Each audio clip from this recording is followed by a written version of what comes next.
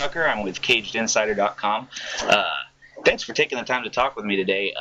I just wanted to know, first of all, I know you're retired from fighting, but is it possible you could be even busier now? You're the guy who wears so many hats. Man, I wish. Things have been slower for me. I'm used to training 6 days a week, 3 times a day, so I like staying busy. I like being on a schedule like that.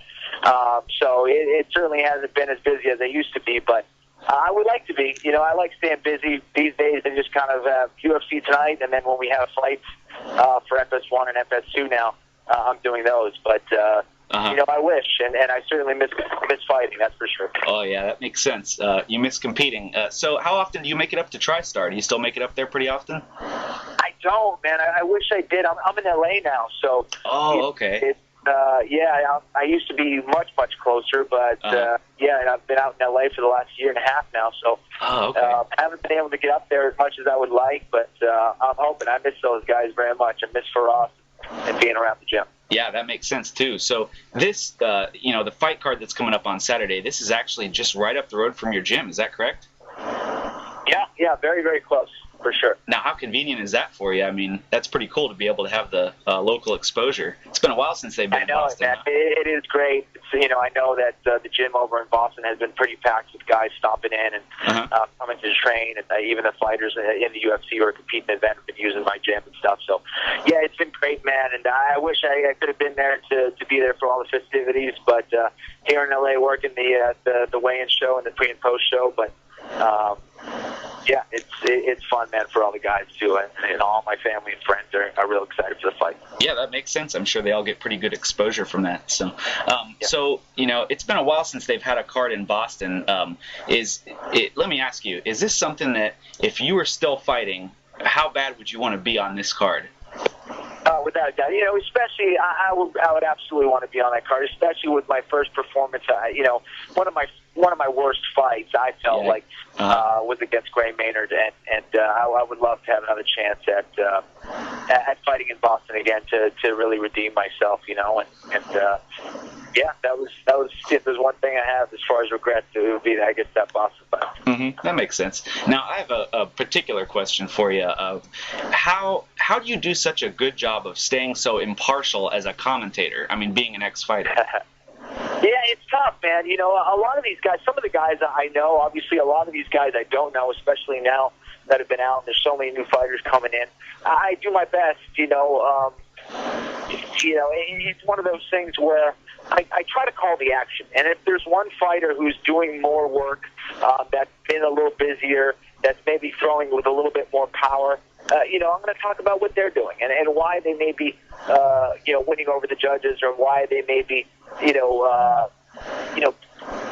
basically scoring more damage. So I just try to talk to those things to the best of my ability, and really try not to have any bias when I'm calling the fights. That's one thing that I really try to focus on. But, we always have people out there go, you're biased towards this guy, that guy. And, well, everyone's going to say that. Yeah. Yeah. So when you see your TriStar guys out there, how hard is it for you? Do you want to? How bad do you want to corner them sometimes instead of actually commentate right then? Yeah, absolutely. That's a lot of times. Sometimes it's like that. With some of the guys that I've known over the years and want to see do well. A lot of times I do want to go in there and say, hey, you got to do this, you got to do that. But, that's not my job. My job is to go in there and just call the action as I see it. Mm-hmm. Yeah, I guess that just boils down to professionalism then, huh? So. Yeah. Let's jump into the card then. Now, this is someone who, it seems like everyone's got their eye on this guy, Conor McGregor. Now, you called his first fight, which was his UFC debut over in Sweden when he KO'd Brimage. This guy's got a ton of hype behind him. He's against Max Holloway, okay? And Max Holloway's got very crisp technical punches. He's aggressive. How tough of a fight, how tough of a matchup, and specifically, do you see this being for McGregor being its only second fight in the UFC?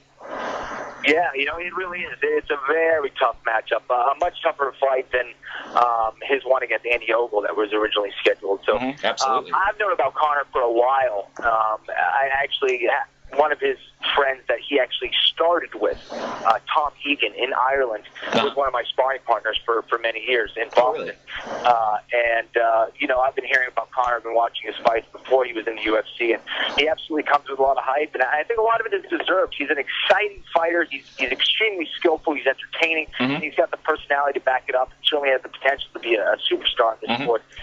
But Holloway is absolutely a nightmare matchup, just because based on his striking, his length, his power, his speed, his ability to stop takedowns. This is a huge fight for Conor, and I really believe it's a make-or-break fight for him, this one. If he can beat a guy like Holloway and do it impressively, he is definitely on his way to superstar status. Yeah, absolutely. I mean, I think it's just tough stylistically, being that he's long and he uses his length with his kicks and his punches. So I think it'll be a tough matchup, and I think you said it best. Yep. I mean, it's a make-or-break fight. I mean, this is he's got a ton of hype behind him, so I think everyone liked to see him do well just because he's got the personality, like you said. So let's move on. It's a stacked card when you've got Conor McGregor versus Max Holloway, and then Brad Pickett versus Michael McDonald, and this is the undercard. The next fight I want to move on to is that one. Now we know, most people know Brad Pickett if you're a fight fan. He's tough, he's gritty, he's got huge power for how small he is. But again, Michael McDonald, his only unavenged loss that he has is to current interim champ Renan Barão. How tough of a fight is this for Brad Pickett? Very, very tough fight, and amazing matchmaking here. Two guys with tremendous power. Michael McDonald has excellent power. He's good everywhere. He's really good on the ground. Both of these guys can get it done in all areas, whether it's the wrestling, the jiu-jitsu, the striking. This is an important fight for both of these guys. And at 135 pounds, again, one of these guys will kind of be forgotten about in some ways, and the other guy will establish himself as a contender again in this division. So, huge fight in the 135-pound division.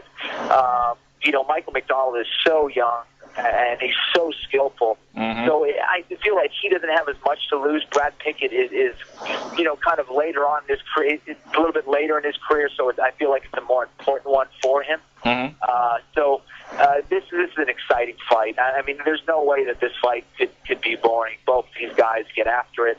They're both finishers, and this is a fight that I'm very surprised on. A lot of people are sleeping on. Absolutely.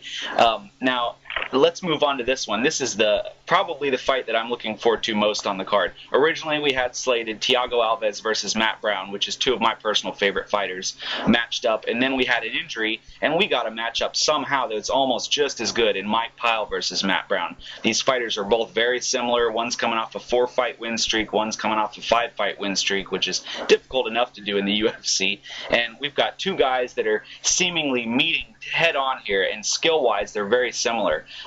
Now, what do you think of that fight? Do you think they're as evenly matched as anyone thinks, or do you see anything that stands out to you in particular? This is tough, man. I think one thing that's interesting is the improvement of Matt Brown with his wrestling. He really has added a new dynamic to that, both defensively and offensively with his wrestling. He's training over at one of the regional Olympic training centers for wrestling in Ohio, so he has excellent training partners in that realm. His conditioning is phenomenal. This guy does not get tired, and he loves being in a war. Mike Pyle is more of a technical fighter, and while he can hang with guys, in that kind of a scrap, I think it's that kind of scrap, that kind of brawl where Matt Brown really thrives. Yes. Yeah, it's where he thrives, man. It's really what he loves to do, and if he can bring Mike Pyle into that kind of fight, I think it will favor him. Mike Pyle. They're both kind of tall and lanky, so I think Mike Pyle's going to be better on the ground. I think that's where I see an advantage for Pyle. He's going to be a little more technical, a little more dangerous, especially off his back. But Brown's just a straight killer, man, and you can't let him get any momentum in a fight. So absolutely. It's very important that Mike Pyle really nullify that. And Pyle can come in, and it seems like Pyle's always willing to jump in and brawl, and kind of as technical as he is, it seems like he's always willing to do that. It's almost like he knows what people want to see, and he's so confident in himself that he's like, I could do that, and I won't get caught. But Matt Brown is no one to sleep on, man. He's salty. If I could use one word to describe him, as salty. He's got right. comebacks everywhere. So it's a tough fight for both of them, and and that's probably the one I'm looking forward to most on the card. So, moving on, now let's go to Alistair Overeem versus Travis Brown. Now, I know you have Alistair Overeem picked in this fight. I mean, he's a K1 champ. He is coming off a loss.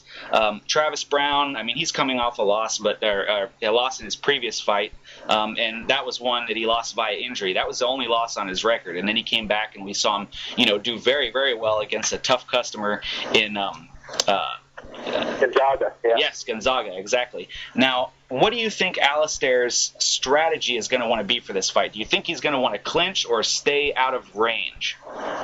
I think he's going to have to get on the inside. I think he wants to be in a boxing range. Anytime he's a guy with that kind of power like Overeem, he needs to be in that boxing range. He needs to be in the pocket. And then if he is in the pocket, he has to make sure that he throws more than just 1 or 2 punches. He has to throw 4, 5, 6 punch combinations. And one of those will land on Travis Brown. And the other thing that's pretty interesting is this is probably one of the first times that Overeem in MMA is going against a guy who's significantly taller than him. So he's going to have to watch out for that as well. And for Travis Brown, he's going to have to look to get in and get out, use that length, use his footwork. You don't want to stay planted against a guy like Overeem. You have to move and have to move a lot. Try to get Overeem to kind of chase you a little bit, frustrate him that way.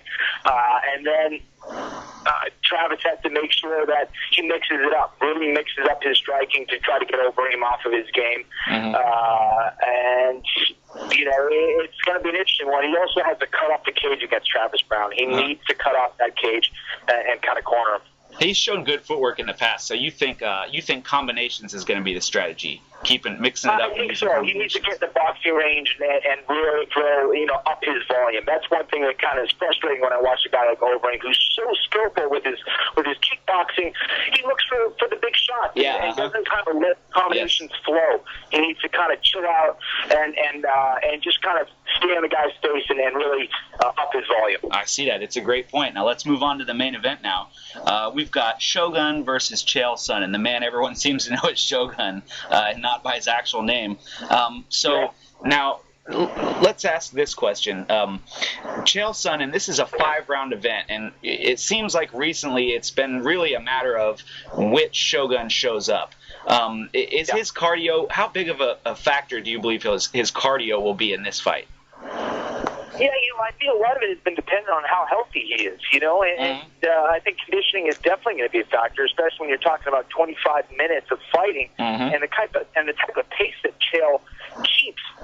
He's going to have to stay in shape. He's going to have to be there and be ready to wrestle a guy like Chael Sonnen, and that's not something that a lot of Muay Thai guys and Jiu-Jitsu guys are used to. Wrestlers have that ability to always kind of grind guys down, and Chael certainly has shown that throughout his career. So Shogun's going to have to come in shape for sure. He's going to have to beat Chael Sonnen in the clinch. And make sure that he keeps it on his feet. And if he does go to the ground, look for quick transitions. Shogun has a dangerous half guard. He likes to get leg locks from there. He has very good sweeps from half guard position. So he's going to have to also use his butterfly guard to try to pop up and get back to his feet and really try to frustrate Chael in that regard. And he's going to be the bigger guy, so Chael's going to have to carry that weight. Yeah, work harder. Throughout. So it's going to be harder on Chael. So now, how good do you think Chael's ability to pass the guard will be in this fight? Because I think that's going to be key for him. If he sits in Shogun's guard, I mean, he's in for a long night. So how quickly and easily do you think he'll be able to do that? Yeah, it's not going to be easy by no means, but Chael certainly has those skills. I think we saw him even in that first round against Anderson Silva in the rematch. He cut right through Anderson Silva's guard and had mount by the end of that first round. So he definitely has high level passing. He likes to get low and tight and pass the guard and really control. And he stays very busy with his ground and pound, and that's exactly what he needs to do against Shogun Rua. He has to stay tight, and he has to stay focused throughout every minute of every round. He can't lose focus against a guy like Shogun and kind of give the fight away. He's going to have to really focus for every minute. Absolutely, and 25 minutes is a long time to be in there with Shogun. I mean, he's dangerous. So, I also have Chael Sonnen picked in that fight. Listen, I know you're busy, and thanks a lot for taking the time to talk to me. Once again, this is Jonathan Tucker with CagedInsider.com, along with Kenny Florian, and and we are signing off. Thanks, Kenny. My pleasure, John. Appreciate it.